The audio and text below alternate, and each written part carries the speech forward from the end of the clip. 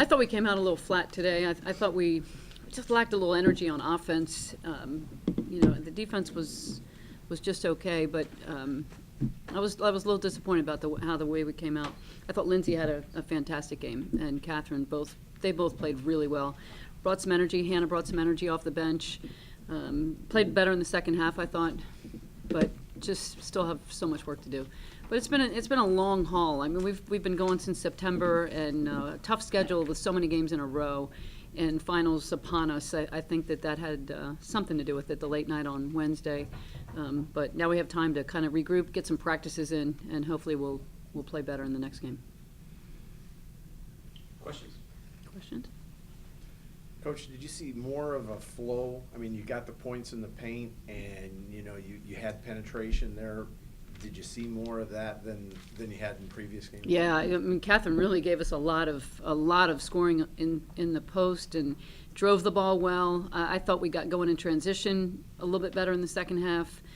Just really struggling to shoot the ball right now from the 3-point line, and that's a little disappointing. Coach, how big has Madison Cable been over the last 2 games? Just maybe it doesn't show up in the points, but the block shots and the hustle plays. She is somebody that plays that way at practice, so it's not surprising how well she's playing right now. She really gives us great minutes, and she is so good on defense. Her team defense is really among the best on the team. She's a better athlete than she looks. I think she surprises people when she blocks shots, but she's been shooting the ball well. She's had 2 really good games in a row. I think she does a lot that doesn't show up in the stat sheet, and I'm really happy with the way she's playing right now. You guys seem to be passing the ball really well. Is that also something that, if it's a touch pass or if it's a no-look pass, it seems this team really has that figured out? Is that something, too, that you've been seeing in practice? I think we have some really good passers. Lindsay and Michaela Mabry are probably 2 of our best passers, and they both had a nice assist-to-turnover ratio today. But other than that, I think we're turning the ball over way too much. I think we're careless with the ball, and we have a lot of work to do with our interior passing. Michigan's Caitlin Flaherty shot no 3-pointers. You guys held them to 34% from the field. What were you guys doing on defense to hold them to such low percentage shots? We were really trying to key on Flaherty. I think she's their leading scorer. She's a really good shooter. Her and Rostovsky are just really good 3-point shooters. So wanted to play mostly man-to-man, try to keep somebody on them the entire time. And I thought we did a pretty good job of that. Gory really played well. I mean, she hurt us last year, too. She had a big game. She was hard to guard. We had some different things we were going to try to do with her that, we weren't able to really accomplish. But I thought she played really well. Looked like in the first half you were on the verge of blowing them out, and all of a sudden they made a little bit of a run, cut to 5. Was it just them starting to hit shots a little bit, or? Yeah, I mean, they only had 24 points at halftime, so I didn't think it was the defense. I thought we were turning it over way too much and giving them some more opportunities. They got a lot of points off our turnovers. I thought that was probably the key stat in the game. You mentioned that if Jewel's averaging 20 points a game, he wouldn't be a very good team. Was there a better or more concerted effort maybe today to get everyone involved? Yeah, I thought we ran the offense better. I thought we did less relying on Jewel. I think we got a lot of other people involved. A lot of people got touches, especially the inside. I thought that was really important for us. I don't know that it was exactly planned that way. I mean, I would have been happy if she wanted to get 40 again today. But it was nice to see that everybody could score. We could score 70 with her only getting 14. How do you solve the turnover situation? Yeah, I think a lot of it's careless. I think that's just not being strong with the ball. There were some bad decisions in there, and I think that's an individual focus issue. Megan Duffy was on the bench for Michigan. What do you want your players, your former assistants who go into the profession, what do you want them to take from their experience with you in this university? Well, Megan she's a special person for me. She was somebody that I knew she was going to be a great coach because that's the way she played the point. I mean, she was in charge. She was bossy. She always knew what was supposed to happen, and I've been really, really proud of her development as a coach. We talk quite a bit. I hope I have a chance to mentor her, and I hope she feels that way because, we have talked quite a bit about some things, and she's really come up the ranks very well. I think she's very well respected in the profession. She's a very good recruiter and very good at the X's and O's, so I expect she's going to be a really good head coach one day.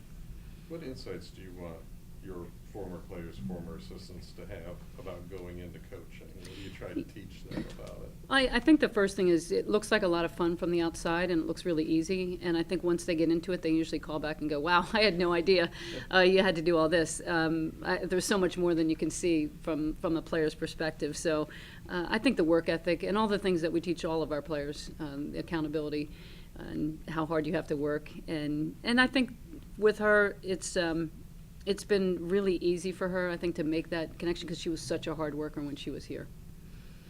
Going back to your guys' ties to Michigan, Michaela used to play with Caitlin in high school, so going back to the idea of you guys shutting her down, did Michaela have some insight that she gave you guys, like knowing her personally in high school about how she plays? I think she has some motivation more than insight. I think when we were doing the scouting report, she was very familiar with her and, could tell the girls a couple of things. But overall, I think it was interesting that neither one of them shot the ball particularly well today. I think they were both trying to play a little bit harder to show each other what they had. Jewel Lloyd was held under her average, 10 points under her average. Was Michigan doing something defensively to kind of shut her down or key in on her? Yeah, I thought they did a good job defensively. I thought they got up and guarded her pretty well. They had a bigger kid on her, so that took away the option of going down to the block. But I don't think Jewel was hunting her shot as much today, and I don't think we were calling her number as much today either. So I think it was a little bit of both. Can you comment on Brianna's progress? I noticed she threw a souvenir. So it sounds like the right shoulder is functioning okay. Yeah, she's doing really well. She is. She's been shooting, and so she's still day to day. But we have this week to really get her in the gym and see where she is. So we'll know more before the next game. But it's looking better and better every day. Has she been able to practice? No, she's not practicing yet. Yeah, she's going to go. She hasn't had any contact yet, so we expect that to happen this week. So you hope to have her back next game, or it's too early to say that? I think we January 2nd was our goal, the Florida State game. So we're going to see how she practices this week. And did you ever say what exactly the injury was? Her dislocated shoulder. Kathryn, what's the adjustment period been like, into feeling comfortable in the rotation in the offense? And then what did you take away from the Connecticut game that's going to help you the rest of the season?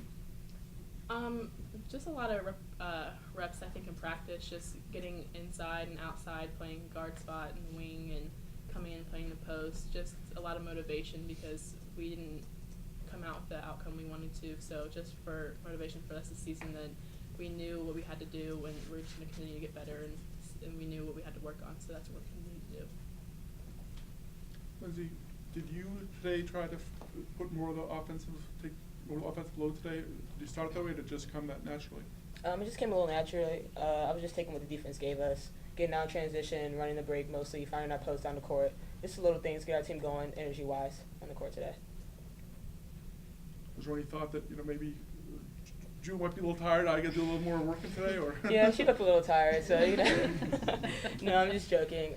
It's just one of those days where we weren't really calling her number like Coach said, so other people were getting involved, like Kathryn and Taya and Maddie was getting involved today, so just different people getting involved. How do you take the punishment? I mean, you took a couple charges today that were pretty hard. I mean, you were kind of slow getting up a little bit. Yeah, just being there and being in a position to take it. Your team's going to help you up afterwards, so just being there and sacrificing for your team in that moment. Do you have any additional questions? Well, Kathryn, what do you know now about playing inside and playing with this team that you didn't know in early September? What have you learned in the last couple months about being part of this team and being a functioning part of it? I think a lot of it is just chemistry and kind of getting to know your teammates and their personnel and what each person can do and them knowing what I can do. So I think that had a lot to do with it, just me coming out and playing how I can. Tay, can you talk a little about the T-shirts, why the team decided to wear those today? Well, I think it was a thing that all of us were kind of passionate about, and we've all been talking about it. And then the other day when we had the die-in on campus, I think that was kind of something that motivated us to try and find some way that we could all get involved. And so I think a few of us talked about it, and we thought that wearing these shirts today for the game would be a cool way for us to kind of show our support and kind of give our condolences to the families that have lost loved ones. Did you take part in the die-in? I did not. I actually had class right. There were a few of us. I think Lindsay was with me. Yeah. We were walking to class and we saw it and we were like, I don't know if we want to do. class, We were like, we were kind of debating and looking back on it, we wish we kind of would have, could have, but I think this was kind of our way to do something and support the cause. So. Through social media and everything else, it's already become pretty viral. I mean, I know Georgetown did it earlier in the week, but at Notre Dame, it's still different. Did you expect it to snowball? Did you expect, the nation to kind of take a look at this? I'm not sure really what we expected out of it. I just think that it was something that all of us, we came together and we talked about it, and it was a cause that we were all passionate about and we all wanted to kind of just support in a way. So, this was just our way of kind of getting involved and, supporting the message. So I don't think we really expected attention from it or anything, just kind of wanted to support the cause. Is this ultimately intended to be a positive message that you're not discrediting anybody? Definitely. It's not a anti-law enforcement, anti-anything message. It's just showing condolence for the families and, just supporting them. And did you guys have these make they look very similar to the ones I've seen before, or is somewhere you order these? I just Well, Ace helped us. Ace was in charge of getting the shirts, so ask her about it. But yeah, I think she just got them from the ball, like had them printed. So okay, yeah. I never asked me to ask because they look real similar to other ones. I didn't know that someone was selling these nationally, or these were you guys had them made. Yeah, we had them. Yeah. Okay, that's all I wanted. If I noticed the entire coaching staff wore black today. Was that in solidarity or just coincidence? Yes, it was planned. I think Notre Dame is a place that has always fought for social justice. I know in my office I got a picture of Father Hesburgh with Martin Luther King arm in arm in the fight for civil rights, and I was really proud of our team, and especially Taya stepping up and being willing to publicly stand for something you really believe in. I think one of the things I try to teach them is that you got to fight. You got to fight for what you want, and you got to fight for playing time. You got to fight to win a national championship. You have to be willing to stand up and fight, and you have to be accountable in that fight. And the accountability doesn't end when they leave the locker room. It's not just about basketball. Basketball is just a game, and the thing that it teaches you is about life. And these are the lessons that I want them to learn. I want to have strong, confident women who are not afraid to use their voice and take a stand. I don't ever want them to be victims. And so I'm really proud of what we did today. And I think it's hopefully something that will catch fire and that people across the country will start to think about and ask themselves, to look in the mirror and say, what are you willing to fight for? I think there's an old saying, if you're not part of the solution, you're part of the problem. And I think it's time people looked in the mirror and said, you know what, maybe there's the problem. What are you willing to stand up and fight for? So I couldn't be prouder of what they did today. Did it surprise you that they did this? It was funny. We had just talked a couple of weeks ago in the locker room, and there were some women's issues and some things, going around the country. And I asked him, what are you willing to fight for? What would you be willing to fight for? And so it was kind of funny when Taya texted me and said, I think we found something we're willing to fight for. How do you feel about this? So I think it was a great idea. How much through the university did you go through? I mean, how much did you take this idea to the upper echelons of the administration? We did, but the girls did it all on their own. They paid for the shirts themselves. I went, of course, to Jill and Jack, and they felt if it was a unanimous thing the team wanted to do, that they would support it. But I thought, if you have a cause, you have to fight for it yourself. So they all paid and got the shirts themselves. But I mean, the administration was very open with everything. They were. All the way up. Yep.